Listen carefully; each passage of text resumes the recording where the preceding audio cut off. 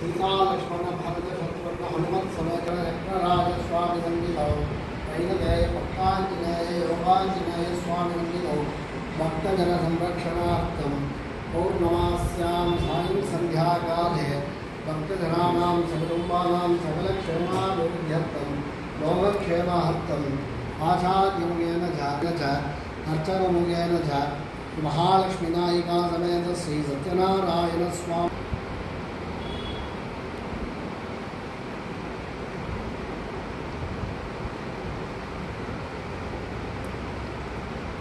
राघव नामे संपन्नः यजमानानां संगो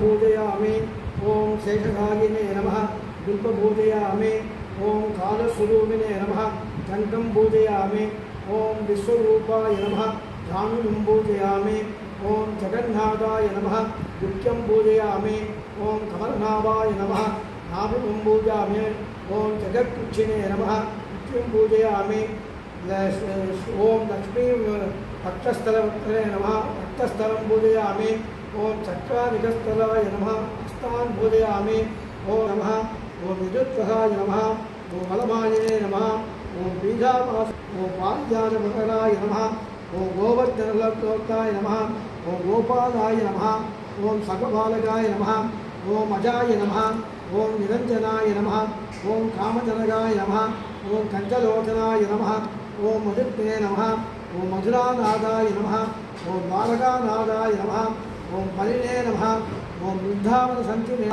ओम सुधाय नमः मंतज्ञाय नमः ओम हिरण्मन्याय नमः ओम लक्ष्मण्ये नमः ओम नित्यपुष्टाय नमः ओम विभावर्यये नमः ओम आदित्ये नमः ओम दित्ये नमः ओम दीप्त्याय नमः ओम वसुधाय नमः ओम कर्मप्रिये नमः ओम कर्मस्ये नमः ओम कर्माक्षये नमः ओम कर्मसुंदरे नमः ओम पद्मोदय नमः ओम पद्मभय नमः ओम पद्माप्रियाय नमः ओम नमाय नमः ओम पद्मनाराय नमः ओम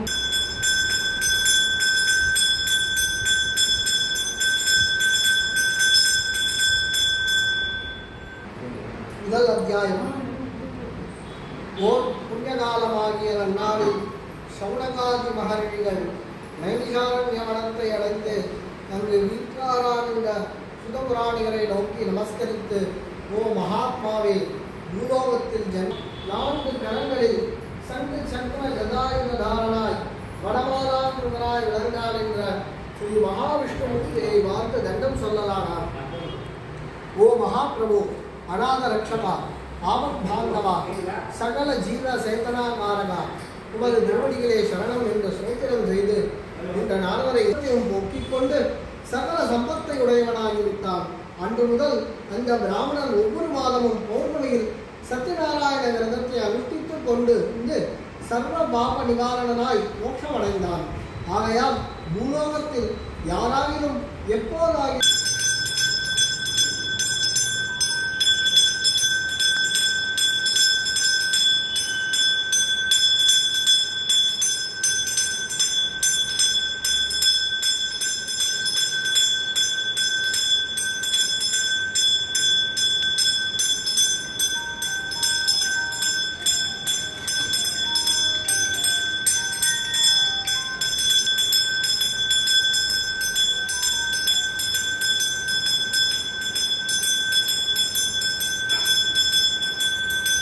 சௌனகாதி முனிகளே, இன்னும் சொல்லுகிறேன் கேளுங்கள் என்று சௌனகாதிகளுக்கு சுதுபுராணிகர் சொல்லுகிறார். பூர்வ காலத்தில் ஜிதேந்திரியனும் சத்தியவாக்குடையவனும் ஆகிய உங்குகன் என்னும் ஒரு அரசன் இருந்தான். அவ்வரசன் பிரதி தினமும் தேவாலயத்திற்கு போய் தரிசித்து அங்குள்ள பிராமணர்களுக்கு தானம் கொடுத்துக் கொண்டு ரூபவதியாகிய தனது பாவியையுடன் கூடி ஓர் நதிநீரத்தில் சத்யநாராயண விரதத்தை அனுஷ்டித்துக் கொண்டிருந்தான். அந்த நதி தீரத்திற்கு சாது என்னும் ஒரு வைசியன் வியாபாரம். அவ்வார்த்தைகளை கேட்ட சாது என்னும் வைசியன் ஆசையுடன், அரசே, இவ்விரதத்தின் அனுஷ்டான கிரமம் எனக்கு உபதேசம் செய்யுங்கள். நானும் இந்த விரதத்தை அனுஷ்டிக்கிறேன். எனக்கும் புத்திரசந்தானம் இல்லை. இதனால் புத்திரசந்ததி உண்டாகும் என்ற நிச்சயமாகவாய் தனது சொந்த நகரம் அடைந்து தனது மாமியை லீலாவதியை பார்த்து, ஓ என் பிரியநாயகி, நமக்கு புத்திரசந்தானம் உண்டாகுவதற்கு ஸ்ரீ சத்யநாராயணன். பிறகு சில நாள் கழிந்ததும் தனது கர்மவசத்தால் சாது தன் மருமகளை அழைத்துக் கொண்டு வியாபாரம் செய்ய கப்பலேறி சந்திரகேது என்னும் அரசன்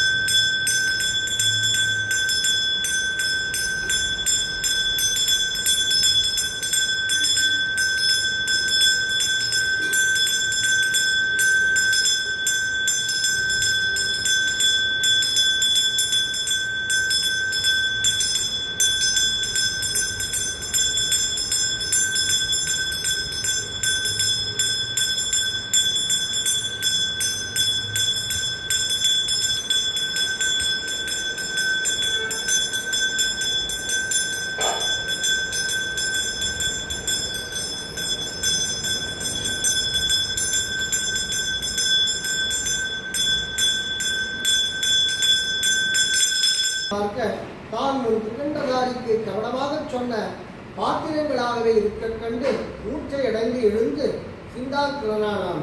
உடனே தனது மருமகன் அவனாருக்கு தேர்தல் சொல்லி அந்த பிராமணருடைய சாபமாயிருக்கும் அவனால் பூஜா பிரசாதத்தை அருந்தாது இங்கு வந்து சேர்ந்தார். அதனை முன்னிட்டு நான் அவனது புருஷனை காணாமல் செய்தேன் என்று சொல்லி மறைந்தார். அதை கேட்ட கலாவதி மெய்மறந்து திரும்பி வீடு சேர்ந்து திரிகண சுத்தியாய் பூஜா பிரசாதத்தை உபராணிகளால் சொல்ல சௌனகாதிகள் மிகுந்த சந்தோஷத்துடன் கேட்டு ஆனந்த பரவசர்களால் மறுபடியும் சுகபுராணிகளை பார்த்து, ஓ மகாத்மா, இன்னும் இந்த விரதத்தை யாரால் அனுஷ்டிக்கப்பட்டதோ அதையும் சொல்லி விட வேண்டும் என்று கேட்டனர். அதற்கு சுதனர், கேளுங்கள் சுதனாதியரை, ஓர் ராஜ்யத்தில் நீதி தவறாமல் பிரஜைகளிடம் ஆசக்தியுடையவனாய் ரட்சிக்கப்பட்ட துங்கத்வஜன் என்னும் ஒரு அரசன் இருந்தான்.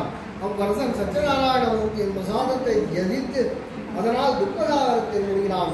அவன் ஒரு நாள் உத்தியானவனத்திற்கு ஏறி அநேக பாபங்களை செய்து மிகவும் ஆயாசமுற்று தேகம் மெலிந்து அவ்விடம் ஒரு வனவிருட்சத்தின் அடியில் தங்கினான். அம்மரத்தின் முன்னால் சுராதம் தத்விப்ராதோ ஜாக்ருவாகும் தத்தமந்ததே கிருஷ்ணார்யத் பரமம் பத்யாப்யானந்தராயாய சர்வத்தோ மோதிராத்திர உத்தமமகத்பவதி சர்வத்யாத்தை சர்வசிதித்தை சர்வமேவ தேனாப்னோதி சர்வம் ஜயதி.